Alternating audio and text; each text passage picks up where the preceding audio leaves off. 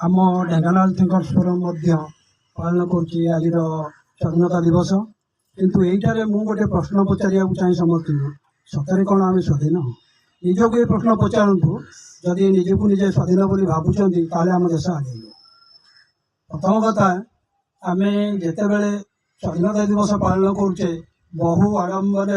अनेक योजना होंतु रास्ता घाट देखा गले बर्तमान भी गंडा गंडा भिकारी शिशु श्रमिक एवं अन्यान्य जो मान कि निजर गुजराण मेटाइर व्यस्त से कम व्यस्त से जना ना स्वाधीनतार मूल्य कौन अर्थात आम निजे से पाखे स्वाधीनतार महत्व को पहुँचे पारना केवल निज स्वार्थ सिद्धि एवं निजर राजनैतिक अभिसंधि रखी